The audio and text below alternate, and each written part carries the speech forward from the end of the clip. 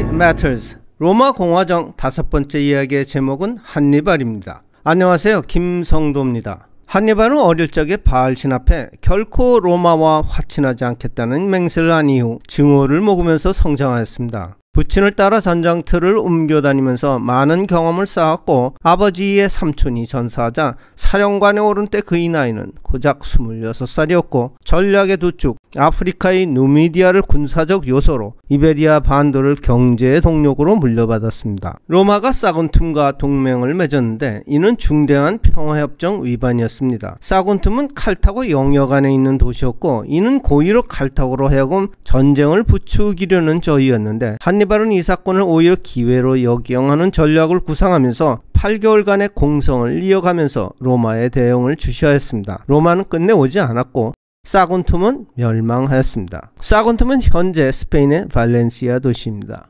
제2차 포에니 전쟁은 이렇게 시작되었습니다. 푸블리우스 스키피오 장군의 로마 군대가 칼타고 군대를 따라 나선 것은 한참 후였고, 한니발은 애써 그들을 거들떠보지도 않은 채 론강을 건너게 되는데, 갈리아족 계열인 카에사타에는 사나운 전사들로 나체로 전투를 하였는데, 한니발은 군사를 상류와 하류의 두 갈래로 나누는 대담한 작전을 펼쳤고, 코끼리를 뗏목으로 운송하는 기지를 발휘하면서 적을 양면 협공으로 제압하였습니다. 이 사건은 알렉산더의 인더스강 도강 작전을 모방하였다고 하지만 그 전략과 작전의 완벽성에 대해 후세의 역사들에게 높은 평가를 받습니다. 한니발은 아무도 예상치 못한 전략을 시행합니다. 겨울이 다가오나 머뭇거림 없이 눈 덮인 거대한 산봉우리군 알프스를 향합니다. 바위를 깨고 절벽에 다리를 놓고 허기 속에 추위와 싸우면서 상상을 초월하는 강행군 속에 병력의 절반 이상을 희생하고 2만여 명의 병력과 코끼리 37마리 중 살아남은 6마리만을 앞세우고 드디어 이탈리아 평야를 눈아래 내려다보게 됩니다. 후일 나폴레온도 이탈리아를 쳐들어갈 때 바로 이것을 넘어갔습니다. 역사가들은 당시 이런 결정이 일견 미친 짓으로 보일 수도 있었고, 실제로 수많은 반발과 희생을 이야기하지만 확신의 일념으로 모두를 뛰어넘어 앞날의 여러가지 문제점을 예견하는 동시에 그 대응책까지 준비하는 역량을 보여주었기 때문에 이들은 영웅으로서 역사에 남을 수 있게 되었다라고 하였는데, 알프스는 로마인에게는 자연이 준 천혜의 방어벽이라고 생각하였고, 그 어느 누가 눈이 펑펑 쏟아져 내린 겨울에 코끼리를 앞세워 저 알프스를 넘어온다고 상상이나 할 수 있었겠습니까? 로마는 아연 실색하였습니다. 한니발의 군대가 로마 땅에서 트레비아 전투에 이어 트라시멘의 전투에서 연이어 승리하면서 그들마저도 자신들의 전공에 놀라워 했습니다. 물론 로마의 충격은 더욱 컸고 그 최악은 아직도 오지 않았는데, 한니발은 로마는 항상 중앙에 최강군을 배치한다는 것을 파악했습니다.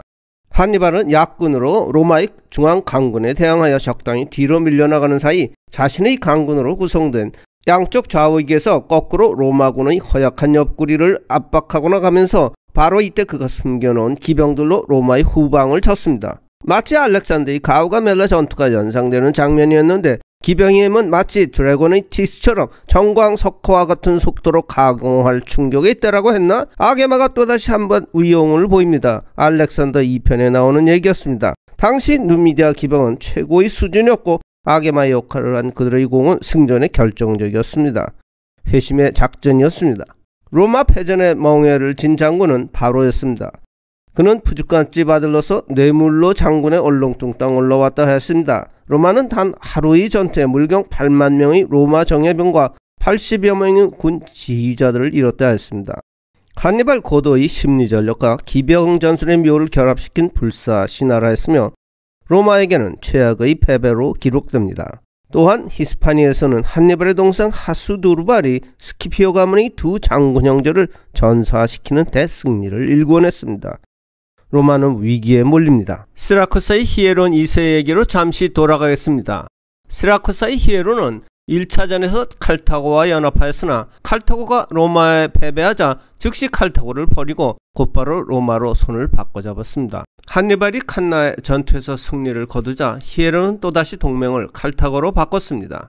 마키아벨리는 히에론의 결단을 기만적인 행위가 아닌 국가 건설을 위한 용단으로 취합니다. 국가 경영이란 시민 전체의 생명과 번영이라는 차원에서의 판단이기 때문에 일반 개인과 다른 잣대가 필요하다는 것입니다. 힘이 없는 국가는 무엇보다도 자신의 힘을 키워야 한다라고 마키아벨리는 그의 로마사 논거에서 이렇게 주장하였습니다. 한니발은 이탈리아 반도를 종횡무진하면서 로마 3마일 앞까지 육박해 들어갔습니다. 로마는 견고한 세르비우스 장벽을 방패 삼아 수비 위주로 버텨내면서 여러 장군들을 그들의 역량과 성격에 따라 시기적절하게 교체해 나가면서 한니발에게 결정적인 승리를 허용하지 않았는데, 파비우스 막시무스의 지연작전은 로마 시민에게 화끈한 승리를 안겨주지는 못했지만 소기의 목적을 달성하는 데 주요하였습니다.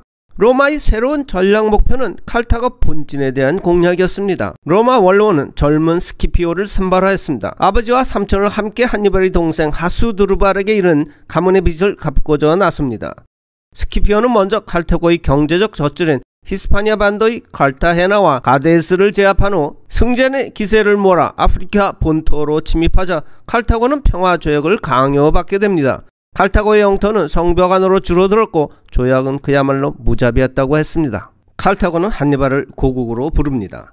고국의 부름에 16년간의 영광을 누린 이탈리아를 떠나면서 한니발은 나라를 구하는 길이 전쟁에만 있지 않다는 결론을 내리면서 아버지와 바알신에 대한 맹세를 뒤로 합니다. 그는 꺼리낌 없이 화평을 청했으나 스키피오는 이를 거부합니다. 이와 같은 사태는 전황이 몹시 불리하다는 것을 뜻하는 것이었지만, 그렇다고 한니발은 전쟁을 회피할 생각은 없었고 결국은 자신이 무은에 조국의 운명을 걸게 되었습니다. 자마 전투입니다.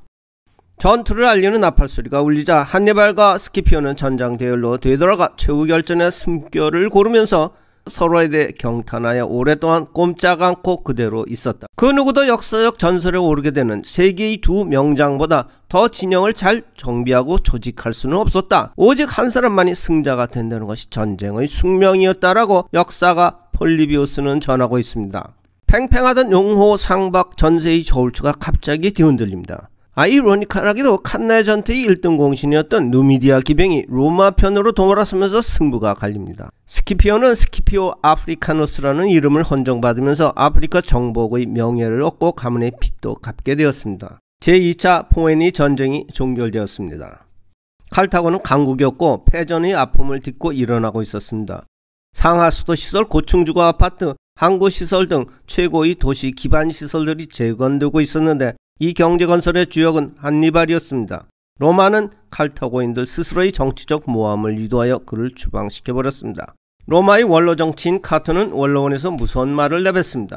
Furthermore, Carthage must be destroyed. 칼타고가 살려두기에는 너무나도 무서운 강적이라는 두려움의 표현이었고 회생의 싹을 자르는 작전이 개시됩니다. 칼타고의 풀 한 폭이 남겨놓지 않고 돌 하나 쌓아 올릴 수 없었고 땅을 파고 소금을 뿌렸습니다. 모든 시민은 참살되거나 노예로 팔려갑니다. 로마는 포에니 전쟁 사이사이에 그리스 및 마케도니아마저 5차례의 전쟁에 의해 격퇴시켰습니다.